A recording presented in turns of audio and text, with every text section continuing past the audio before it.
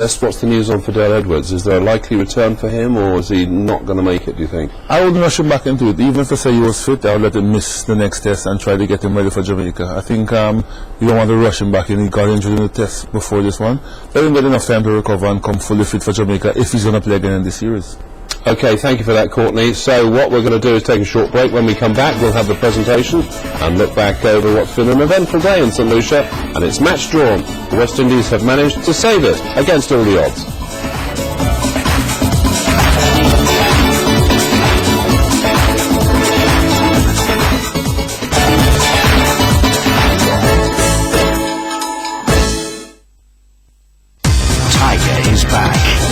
Looking to make up for lost time. But Nicholson is aiming for a third major in a row as they join the world's top golfers at Wingfoot, New York for the 106th US Open. It's 36 years since any European has won.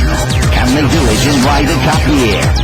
In association with the Royal Bank of Scotland, starts tomorrow, 3 p.m, Sky Sports 1.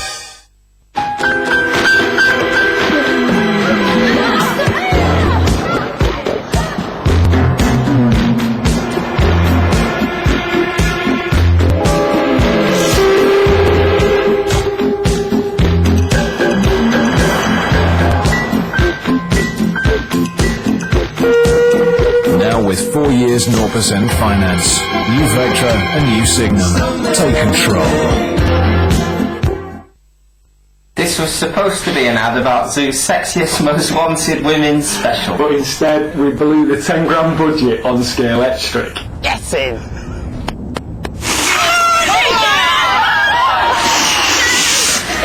The crushing blow. Second past 1. Second past 2. Flips it up.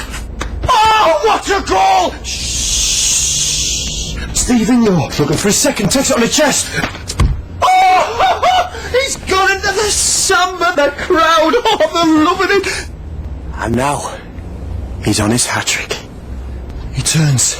He shoots. Oh! Headed off the line.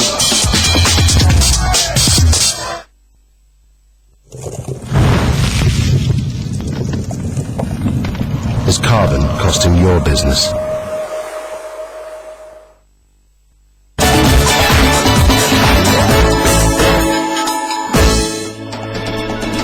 And welcome back. If you've just joined us, this is the result in St Lucia. It's match drawn against all the odds. The West Indies have somehow managed to bat out the fifth and final day, finishing 294 for 7 after, of course, following on when they only made 215 in their first innings. India making 588 for 8 declared a long time ago now, 3 days, but it was enough to take them to that huge total. West Indies always struggling, but they've managed to get through the day and survive yet again. Now, we have to say to Courtney Walsh that the problem is with the third test looming next week. The batting we know has got the potential, and we've seen from Brian Lara that, you know, when he needs to, he can get the runs. The worry is the attack, and that the Indian batsmen are going to just help themselves to another 500 runs. Yeah, the attack bowled poorly in this test match, and you look at the overall stats of it, and I was not with them playing 5-seamers, so to speak. There was no variety in the attack. Why do you think they did that? Why would they go for 5-seamers? Well, I think they probably look at the track and expected a bit more moisture on the morning, because Brian said at the toss, if he had won the toss, he was going to have a bowl anyway, because the track looked as if it had a bit of moisture, so I think they misread the track totally. Yeah. So what would you do? What changes would you make for that third test? Well, I wouldn't play 5-seamers. I'd play 3-seamers on the spinner with Bravo as the all-rounder. Right. So you'll still have your 4-seam attack and give you Mohammed or whichever spinner they want to bring in to give you a balanced attack. If they're not going to play that and they play someone like, say, a Marlon Samuels who's going to bowl the off-spinner, some all-rounder in the middle to give the attack some variety and then strengthen the batting as well, I think would be a better option. But to play 5-seamers, I wouldn't go with that attack. What about the batsman? Would you make any changes there? Well, the only one I think there would be question right now would be Ganga. He hasn't really come off as yet, so there must be a question mark beside his name. There's Martin and there's Shattergoon in the wings waiting. I think Sarwan is well established. He's going through a rough patch, and they should. Yes, he's having a bad patch, but you think he's good enough to get out of that? Good enough to get out of it. He just came from the one-day series, played tremendous, was a player of the series. He just needs some runs on his bed, like the captain, like how the captain did it today, and to get up and running. And I'm confident enough that he can do that before the season is So, over. Ganga for you would be the only possible change in the batting order lineup. That's the only person they'll be looking at because he hasn't really come good so far in the series. Let's have a look back, shall we now, at Brian Lara's knock. We said at the start that the West Indies really did need a captain's innings, and although he was a little lucky at times and started nervously, Courtney, in the end it was a terrifically dedicated, very professional, solid innings. Very, very professional. He did not start to let anything fluster him. You know he's not in the greatest form, not in the best on it, but he took his time, he spent quality time in the middle, and the longer he batted, the better he felt. I mean, there you see him getting the inside edge again, but the longer he batted, the better he felt, and his confidence came on at the right time, and you know, he was set for a big one. He was really set for a big one. This really was a classic example of the captain's innings, producing it just when it was most needed. The captain leading from the front. You can't Yeah. have swept much better than that. And strangely enough, he hasn't really got a terrifically good record against India. This was his best ever total, wasn't it? 110. Yeah, I was surprised to find out. I thought he did pretty well against them most of the time, but he's just never gone on to get the big ones, it seemed. So this was really an innings that he needed, and the team needed it most of all. Yeah, very subdued celebration when he got that 100. I mean, he didn't really go to town. He just sort of, okay, I've done it now, but I've got to get on and do more. Yeah, because he knew in the back of his head that there's a lot of work left to be done. For the West Indies to save this test match, Brian has to be there to the end.